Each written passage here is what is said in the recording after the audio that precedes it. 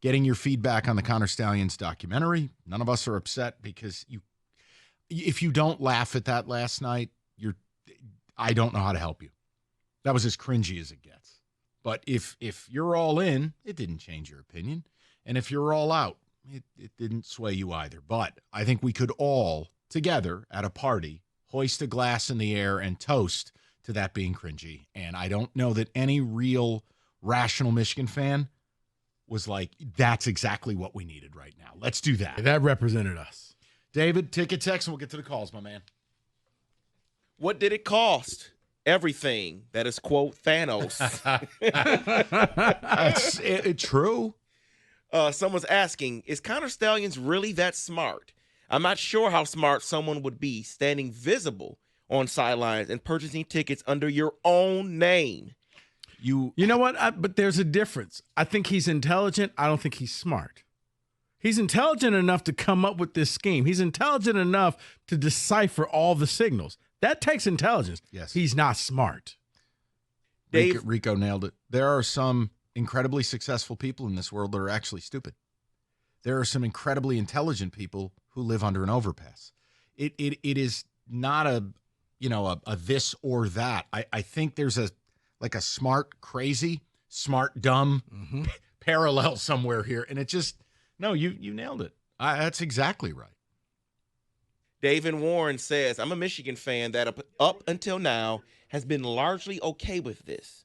We won the title. I enjoyed the ride. However, watching the doc and seeing the whole story pieced together over an hour and a half, this really sucks, and I'm nervous about how this unfolds. I really bounce back and forth between whether, this means the NCAA's got some. I got a problem. I got a problem is I would have to put faith into, the NCAA. But do they have you dead to rights? Yeah. It's whether they're really going to do something about it. Now, we just wait and see. But Michigan, if all Michigan's done, I guess, is give the NCAA a reason to be petty and a reason to nail you. And again, it won't change how you feel about it. You won't care about a vacated win. You don't have to. I never told you had to. For the rest of us, that's absolutely what should happen. But I've never gone down the seduction of what should happen and pounding the tape. Guys, we don't live in a world where justice really prevails. We don't. I could give examples, but it would upset every American. So we'll just leave it alone. Justice and just us. Oh, yes. That's especially how David operates his sermon on a weekly basis. Sure. On the NOA and the Connors thing, I don't care. We have a natty, and you can't take memories away. I don't care one F about any of this. You're projecting. I haven't told you to care, but you're feeling a need to tell me how much you don't. That's a you thing. I don't know how to help you, buddy. Michigan fan here, Stalions is a nut, and I never want to hear his voice again, especially that clip. Cringe to the max. Yeah, the dramatic music behind it is chef's kiss. Let's go to George, 97.1. George, what's going on, buddy? How you doing, fellows? Good, George. What's up? So, not much. I'm a Michigan fan. I go to all the games that are home.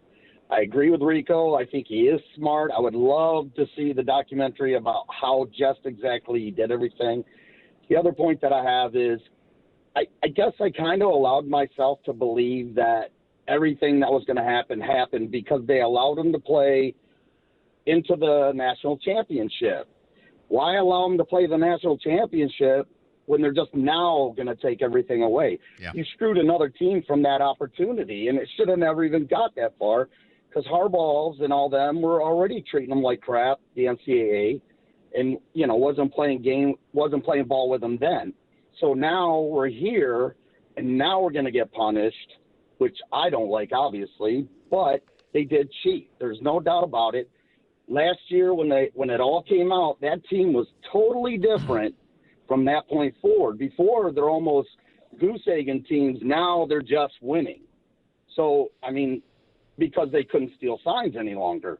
So the team was totally different. But to allow them to go to the Big Ten championship and then go to the Natty, they should have never did that. Well, and again, that's where I've never directed my venom at the NCAA. Now, obviously, the NCAA is not after my team. We're terrible. But my venom was directed at the Big Ten and then Rico's friends at the networks. They were the only people that could have stopped this nonsense. And I told you, factually, they never were going to do it. We don't live in a world of conviction. We don't live in a world of standards. The Big Ten had it right there in front of them. You simply stopped the train. I had no faith Tony Petitti would do it. Where's Tony Petitti's background? Oh, wait, I know. Scumbag TV exec. Fox. Look it up. The CFP is a clown show. For instance, who's the chair of the CFP? Ward Manuel. The athletic director of the school in question. And it's a made-for-TV product. So if you want to direct your venom at those places, that's where it belongs. It doesn't belong to the NCAA. The NCAA can't do things in real time. So, no, that's all. They had an opportunity to do it in real time, and they chose not to. Sure. Because it would have been unprecedented, and because you need time to figure this thing out, and that's what you were said hearing. It was never going to be on the table. They would be stopped from playing. We said, Sparty Radio said that. I think the closest you got were the coaches. Harbaugh suspended for the last 3 games. That was the closest. That suspension was laughable. Come really on. Kenny, you got your amicus brief, son? I'll take that as a no. 248-539-9797. We'll give Johnny in Ann Arbor the last word, and then we'll move on to some football. We'll get the baseball going at 3. Johnny, thanks for your patience. I'm sorry it took that long. Hey, man. What's up? So when I first heard about everything last year, halfway through the season, I was like, oh, there's no way they did anything. This is just baloney. And obviously, over time, you realize, yes, they did something stupid, and they cheated. And now I'm really just at a point where I can't lie and say that vacating wins wouldn't hurt me. It absolutely would. And I never wanted my team to cheat. I never wanted any of this to happen. And a lot of my defending it comes from, I'm also a Lions fan. I'm from the Detroit area, so I'm starving for a championship. There's a lot of us starving. I'm not old enough to remember the old Michigan Natty. So what it boils down to is, at this point, I just want the Natty. I don't care if they hit us with a 5-year postseason ban, man. There needs to be a penalty for it, because if Ohio State did this, I already know what kind of a person I'd be. I already know. I'm not going to act like I would not be, like, calling for their head. If Michigan State did this, I would be calling for their head. Oh, yeah. So I'm defending my team because it's tribalism. I'm going to stick up for the team that I've always rooted for. But I'm also not so stupid I can't see the truth to the allegations. Johnny, people like you, I can buy a drink for you anytime. I'm fine. See, Johnny, I can't be mad at a guy like you. You're just being honest. Yeah. It's fine. You can separate church from state. He gets it. Yeah. It's my team and not proud. But it's like I said, the thing that would hurt them the most, give me back those trophies. But it's the least effective punishment. It means nothing to everybody else. Oh, no. No. That's Cat Williams. No. If that's a part of their punishment, there is no school that would hurt more than them. And I said, but in hindsight, Mike, we're going to go back and change your grade from your senior year at MSU. Okay. It's not going to stop your job, what you make, your life. It's not going to do anything. I can't have except for it's a blemish on your record that no one cares about. My existence was never defined by my grades my senior year at MSU. Their existence is defined by beating up on deaf kids. 4-0 against the Michigan School for the Deaf. You can't take my title. David. You can't take my title. David, you can have your memories. I just want to introduce you to something called an asterisk.